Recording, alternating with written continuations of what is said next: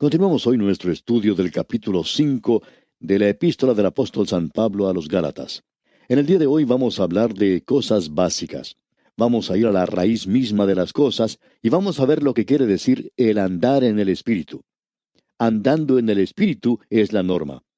La vida cristiana no es un globo de ascensión, donde usted tiene una gran experiencia superpoderosa y por la cual uno puede alcanzar alturas indecibles. Es un andar diario y caminar. Diríamos que es una de las cosas más monótonas. Es asunto de poner un pie adelante del otro, pero es de suma importancia el que nosotros aprendamos a andar en el Espíritu. Pablo ha dejado bien en claro cuáles son las obras de la carne.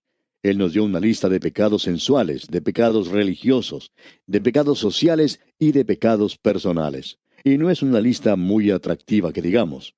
Si usted revisa esta lista y encuentra que existe enemistad en su corazón en el día de hoy, que hay odio por algún otro creyente, entonces usted está viviendo en la carne. Tiene que hacer frente a eso. No vale nada el tratar de evitarlo. Usted puede saber si está viviendo en el Espíritu, si está andando en el Espíritu o si está viviendo en la carne. Usted puede saber si se ha unido a una pequeña secta o a algún pequeño grupo donde usted juzga a todos los que están afuera de ese grupo, mientras que piensan que los que forman parte de ese su grupito son perfectos, aun cuando no lo diga ante ellos. Luego se puede preguntar, si está lleno de envidias, todas estas son las obras de la carne. Eso es lo que hace el hombre que tiene la vieja naturaleza.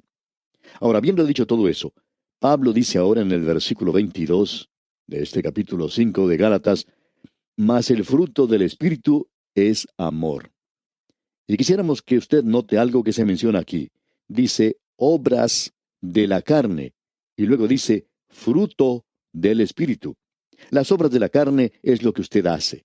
Los 10 mandamientos fueron dados para controlar las obras de la carne. Pero ahora la vida cristiana debe producir el fruto del Espíritu. Lo interesante acerca del fruto es que el Señor Jesucristo mismo hizo mención del fruto del Espíritu.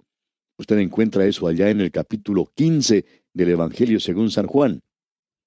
El Señor Jesús dijo que sin Él nosotros no podíamos hacer nada. Fruto es lo que Él quiere. Él quiere fruto y mucho más aún.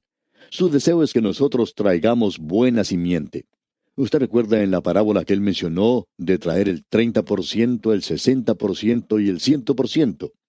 Él puede llevarnos al lugar donde podemos verdaderamente ser una planta que da frutos para Él. O deberíamos decir, una rama en la vid. Y luego tenemos un racimo de uvas. O tiene diferentes clases de fruto aquí. Ahora el Señor Jesucristo tenía mucho que decir acerca del fruto del Espíritu. De eso es de lo que Él habla allá en el capítulo 15 del Evangelio según San Juan. Fruto, Él dijo. Y el fruto es producido por el Señor Jesucristo utilizando el Espíritu de Dios para producir fruto en nuestras vidas. Él quiere vivir su vida, la vida de Él, a través de nosotros. Esa es la razón por la cual insistimos en decir que a usted nunca se le pide que viva la vida cristiana. Lo que se le pide es que deje que Él viva a través de usted. Una de las razones es que no lo podemos hacer por nosotros mismos. Esta naturaleza vieja nuestra no puede producirlo. Y lo interesante es algo que el apóstol Pablo deja muy en claro allá en el capítulo 7 de su epístola a los Romanos, de que esta naturaleza no tiene poder. Él dijo, porque el querer el bien está en mí, pero no el hacerlo. Créanos, amigo oyente, que ese es el problema que muchos de nosotros tenemos. ¿Cómo lo puede hacer? Esto no es algo que uno pueda hacer por sí mismo, pero ¿cómo voy a dejar que el Espíritu de Dios produzca el fruto del Espíritu en mi vida? Alguien tratando sobre este mismo asunto lo ilustró de la siguiente manera. Dijo, yo tengo una finca en el lugar donde resido. En realidad no es una finca que uno pudiera llamar algo muy grande. Solo tiene unos 24 metros de frente por unos 41 metros de fondo. En el centro del terreno se encuentra la casa en la cual vivo. Y dice él, tengo varios árboles frutales. Tengo uno de melocotón al frente y créanme que siempre tenemos fruto. También tenemos algunos árboles de naranja y ellos también producen algo. Pero tenemos unos árboles de aguacate que no están produciendo mucho. Luego hay algunos árboles de guayaba que también dan buen fruto. También tengo un duraznero y ciruelas. Como usted puede apreciar, dice él, tengo una finca muy grande. Árboles de aguacate, de naranja, etc. Estoy, por cierto, en el negocio de la agricultura. Una de las cosas que yo disfruto es la de salir y mirar los árboles. Ah, también tengo un limonero, dice, y gracias al clima del lugar donde resido, siempre hay algún fruto en los árboles. A veces pueden ser los aguacates, o las naranjas, o los limones, en fin, pero siempre hay algo que está dando fruto. Y continúa este señor diciendo, y he observado que el fruto producido por el árbol no requiere ningún esfuerzo extra. No creo, por lo que he observado, que las ramas del árbol se reúnan de una forma u otra y que digan, bueno, vamos a trabajar duro esta vez y a ver si podemos producir algo para este pobre hombre, porque a él le gusta ver el fruto. Y él dice, a mí me gusta mucho, es maravilloso. Tengo algunos amigos que siempre me envían fruta durante la Navidad. Algunos me envían naranjas, otros durante el año me mandan otra clase de frutas. Es delicioso todo, porque a mí me gusta mucho la fruta. Y como decía, estas ramas del árbol que están dando fruto, por lo que veo, nunca se reúnen para decir, hagamos esto o aquello. Ellas simplemente se extienden para recibir el sol y la lluvia y producen el fruto. Primero florece, luego tiene un poco de fruta verde y luego crece y madura. Esa es la manera en que lo hacen. Por todo lo que sé, concluye esta persona, estas ramas nunca abandonan el tronco del árbol tampoco. Nunca se bajan y se ponen a correr de un lado para otro. Amigo oyente, nosotros en cambio sí que tenemos un problema. Cuando nosotros ofrecemos un sacrificio a Dios, nos ofrecemos como un sacrificio vivo. Y cuando el altar se calienta demasiado, nos escapamos de ese lugar. Quizás usted hace eso. Pero amigo oyente, tenemos que permanecer en Cristo si es que vamos a producir fruto. Pablo ahora pondrá estas cosas al alcance nuestro, donde nosotros las podamos tomar. El fruto se produce por medio de nuestro consentimiento, conscientes de lo que estamos haciendo. Nos rendimos a la dulce influencia que nos rodea. ¿Y cuál es esa dulce influencia que nos rodea? Pues bien, no es este mundo. Es el Espíritu Santo que mora en nosotros. El Espíritu Santo quiere producir el fruto. Se llama el fruto del Espíritu. Como usted puede apreciar, no dice aquí nuestro amor, nuestro gozo o nuestra paz, sino que dice que el fruto del Espíritu es amor. Quizá usted pueda discutir sobre la gramática aquí, pero es una palabra que está en singular en griego, lo que indicaría que el amor es el fruto y que de allí salen los demás frutos. Lo primordial es el amor. Pablo habla de esto en su primera epístola a los Corintios, capítulo 13. Eso nunca fue escrito con la intención de que se sacara de la Biblia y se lo pusiera en un cuadro en la pared de alguna casa. Pertenece a los dones del Espíritu, que los dones del Espíritu no son ejercitados excepto por el fruto del Espíritu, que es el amor. Con el amor van todos los otros frutos del Espíritu.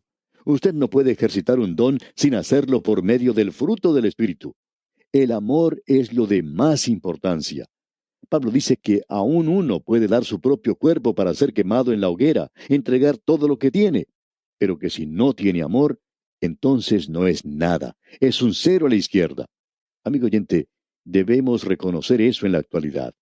Pablo deja aquí en claro que ningún don tiene que ser usado por sí mismo. Él dice, el amor nunca busca lo propio, siempre lo está haciendo por los demás. El don que uno tiene siempre tiene que ser usado en la iglesia. Es una manifestación del Espíritu a todos los creyentes. Todos los creyentes tienen un don y tiene que ser ejercitado para provecho, para beneficio de todo el cuerpo de creyentes. Mis ojos operan para el beneficio del resto de mi cuerpo. Permite que el resto de mi cuerpo vaya de un lado para otro. Es muy importante.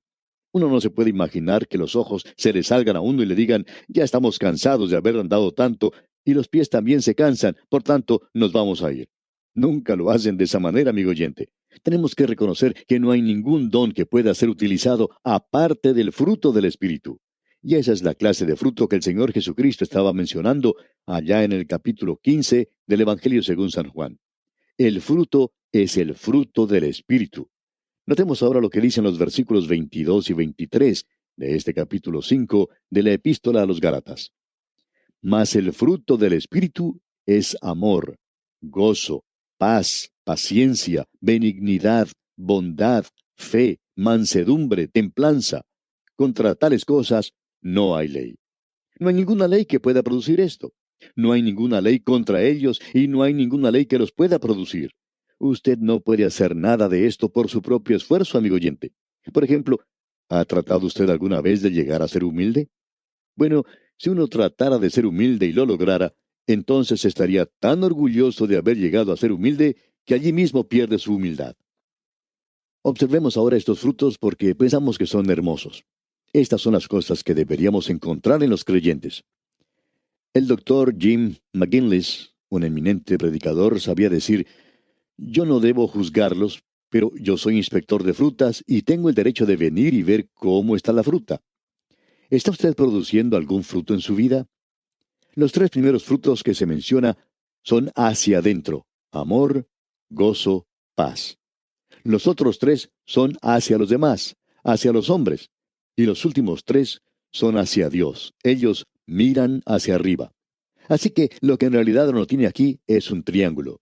Usted es uno de los ángulos en la parte de abajo. La otra persona es el otro ángulo. Y luego el ángulo de arriba es ocupado por Dios. Si yo pudiera hacer un cuadro, eso es lo que allí representaría. Yo tengo una lista que dice así: amor, gozo, paz. El amor y el gozo deberían estar en su corazón y en su vida. Amigo oyente, si hay algún pecado sensual en su vida, usted nunca puede llegar a conocer lo que en realidad es amor. Hay muchos jóvenes en la actualidad que conocen mucho acerca del sexo, pero que no saben nada del amor. El amor es un fruto del Espíritu, y creemos que es la base de amor que Dios dará en realidad a un esposo por su esposa y a la esposa por su esposo. No creemos que nadie pueda amar como dos creyentes pueden amar. Qué bueno es ver cómo se aman. Es algo realmente maravilloso. El autor de estos estudios bíblicos, el doctor J. Vernon McGee, decía que nunca olvidaría la noche en que él le propuso matrimonio a la que llegaría a ser su esposa. Ella no lo aceptó en ese momento, pero más tarde, cuando lo hizo, oramos juntos, recuerda el doctor McGee, y dedicamos nuestras vidas a Dios. Yo le dije a ella: soy un predicador que habla sin tapujos, y quizá eso me ponga en problemas en alguna ocasión, y quizá hasta nos quedemos en la calle. Y nunca olvidaré lo que ella contestó: pues bien, entonces yo batiré el tambor y tú marcharás a la calle. Debo decir que eso nos elevó a lugares altos. Y más adelante, continuaba el doctor McGee, cuando perdimos a nuestro primer hijo, no quería yo que fuera el médico el que le dijera nada a mi esposa de este infausto acontecimiento. Fui yo quien le dijo lo que había pasado y lloramos juntos. Luego también oramos. Y hay algo que sucede cuando uno actúa de esa forma y luego hay gozo, verdadero gozo. Amigo oyente, el Señor Jesucristo dijo que usted puede tener gozo, que puede ser feliz. Nos agradaría ver mucho más de esto en las iglesias en la actualidad. El mundo afuera tiene todo lo que llama la hora feliz, donde venden licor. Ellos no parecen muy felices cuando entran al lugar, pero salen aparentemente felices después de haber bebido un poco. Son un montón de bebedores, si se me permite la expresión. Eso no es gozo. El apóstol Juan dice en su primera epístola, capítulo 1, versículo 4: estas cosas os escribimos para que vuestro gozo sea cumplido. Amigo oyente, para que usted pueda disfrutar realmente de la vida. ¿Se está divirtiendo usted el día de hoy? Esperamos que si lo hace, lo haga como creyente. Luego tenemos paz. Esa es la paz de Dios. La religión nunca puede darle eso a usted. Solo Cristo Jesús puede darle paz. Y es una paz bien profunda. El apóstol Pablo dijo: justificados pues por la fe, tenemos paz para con Dios por medio de nuestro Señor Jesucristo. Luego se menciona otras cosas. Notemos esto: paciencia. Tenemos que ser pacientes, tener buen temperamento. Aquí es donde yo necesito un poquito de ayuda. Y el único que puede darme esto es el Espíritu de Dios. Me he dado cuenta que no lo puedo lograr por mí mismo. Luego tenemos benignidad, que quiere decir amabilidad. Y bondad aquí quiere decir amable pero firme. La fe quiere decir ser más fiel. Si usted es un hijo de Dios, usted va a ser más fiel. Si usted es casado, usted será fiel a su esposa o a su esposo. Si es un creyente, usted será fiel a su trabajo, a su patrón. Si usted es un miembro de la iglesia, usted va a ser fiel a su iglesia. Usted será fiel donde quiera que esté. Luego tenemos mansedumbre. Y esto no quiere decir indulgencia. Tenemos a dos hombres que eran mansos, Moisés y el Señor Jesucristo. Uno puede observar a Moisés cuando bajaba del monte y lo que le dijo a su hermano Aarón y lo que él hizo. Eso no luce como mucha mansedumbre, pero él la tenía. El Señor Jesucristo expulsó a los cambistas que estaban en el templo, pero él es manso. Mansedumbre no es indulgencia, no es debilidad. Mansedumbre quiere decir que usted hace la voluntad de Dios. Luego tenemos templanza. Eso es algo que nosotros mucho necesitamos. Estabilidad, porte, un equilibrio cristiano. Luego notemos lo que dice en el versículo 24 de este capítulo 5 de la Epístola a los Gálatas. Pero los que son de Cristo han crucificado la carne con sus pasiones y deseos. ¿Cuándo fue eso? Pues bien, ellos reconocen que cuando Cristo murió, ellos murieron y se entregaron a sí mismos en esa base, como lo indica el apóstol Pablo en su epístola a los Romanos. Ahora, en el versículo 25, aquí en este capítulo 5 de la epístola a los Gálatas, tenemos la clave para todo esto. Veamos lo que dice. Si vivimos por el Espíritu, andemos también por el Espíritu. Ahora, en el versículo 16, leímos del andar en el Espíritu. Esa palabra, como dijimos, era parapateo. Pero aquí en el versículo 25 se usa una palabra diferente, y esa palabra quiere decir sencillamente lo siguiente: stoico, stoicoman. Es la palabra griega que se usa aquí. Eso quiere decir lo que es básico y elemental. Indica el proceder o el andar en orden. En otras palabras, esa es una palabra diferente a la que se utiliza como andad allá en el versículo 16. Allí se nos da como el principio del caminar, y quiere decir el aprender a andar aquí. Nosotros, en la misma manera que aprendemos a caminar físicamente por medio de los errores que cometemos, tenemos que comenzar a andar en el Espíritu, y es un proceso de aprendizaje. Permítanos ilustrar esto con un ejemplo bastante casero. ¿Qué es el caminar? Bueno, es el poner un pie delante del otro. Quizá usted habrá escuchado la historia de esa niña que tenía las piernitas torcidas, en la que una de sus rodillas le decía a la otra: si me dejas pasar esta vez, yo te dejaré pasar la próxima vez. Pues bien, eso es caminar, poner un pie delante del otro. Esto quiere decir entonces el aprender a andar. Ahora, ¿cómo aprende a caminar usted? ¿Fue a algún colegio o a algún lugar especial donde dictaban un curso para aprender a caminar? Cuando uno tiene un bebé, y para que aprenda a caminar, no lo coloca en una silla y le dice: escuche, jovencito, quiero darle instrucciones de cómo va a hacer para aprender a caminar. Y uno comienza a explicarle todo acerca del mecanismo físico del pie. Luego le presenta la psicología del caminar. También le habla de las implicaciones sociológicas del caminar. Entonces el niñito se baja de esa silla y ya sale caminando. ¿Sucede así, amigo oyente? Por supuesto que no. Así uno no aprende a caminar, uno aprende experimentándolo. Usted sabe que los niños se caen y se dan golpes en la cabeza cuando hacen eso, se golpean muchas veces, pero luego pasa el tiempo y crece el niño, uno le ve andar y no sabe ni cómo lo ha hecho. En realidad lo hizo aprendiendo, simplemente por medio de la experiencia. Pues bien, así es como nosotros debemos aprender a andar en el Espíritu, por medio de ensayos y de pruebas. Conocemos a personas que han atendido todas las conferencias bíblicas que pueda existir. Ellas han llenado sus cuadernos de apuntes con notas de cómo vivir la vida cristiana, pero aún no la están viviendo. ¿Cuál es el problema? Tienen que aprender a andar en el Espíritu. Y eso quiere decir que usted tiene que comenzar a hacerlo. Comience a hacerlo ahora mismo. Diga: yo voy a hacerlo ahora. Voy a depender del Espíritu de Dios para que produzca su fruto en mi vida. Ahora alguien quizá diga: pero creo que me voy a caer. Sí, amigo oyente, usted se va a caer. Y eso me va a doler, seguro. ¿Y cuántas veces? Todas las que sean necesarias. Yo todavía me estoy cayendo, pero debo decirle que esa es la manera para andar en el Espíritu. La única forma de andar en el Espíritu es la de ponerse de pie y hacerlo, andar. Esto es algo que usted tiene que hacer por sí mismo. Usted tiene que realizar su propio esfuerzo. Usted, amigo oyente, necesita ponerse de pie hoy y apoyarse en el Espíritu de Dios. Entréguese a sí mismo, es un acto de la voluntad y comience ya. Yo trato de comenzar cada día diciendo: Señor, yo no puedo hacer todo por mí mismo, pero tú lo puedes hacer. Yo quiero que tú lo hagas a través de mí. Supóngase que usted está escribiendo una carta muy importante a una persona y quiere dar la mejor impresión posible, no solo por la expresión de la carta, sino también por la presentación de la misma. Y usted hace todo lo posible por exponer con claridad sus ideas, utilizando el mejor lenguaje que conoce. Sin embargo, a pesar de todo este esfuerzo, usted hace un error. Procura corregirlo y sigue adelante, pero hace otro y otro más. Y al final decide: es mejor hacer la carta de nuevo. Y así comienza de nuevo y hace la carta otra vez. Pues bien, amigo oyente, ¿por qué no hacer eso también con su vida? Entréguese a sí mismo, apóyese en el Espíritu de Dios y comience a andar hoy mismo en el Espíritu. Luego este capítulo 5 de la Epístola a los Gálatas concluye con el versículo 26 diciendo, no nos hagamos vanagloriosos, irritándonos unos a otros, envidiándonos unos a otros. Amigo oyente, usted no va a llegar a ser un santo maravilloso de Dios. Permítanos decirle que nosotros nunca llegamos a ser santos maravillosos de Dios. Él es maravilloso, sí que lo es, amigo oyente. Él es digno de toda nuestra adoración. Actuemos como pequeños bebitos y comencemos hoy mismo. Eso es lo que Él quiere que hagamos.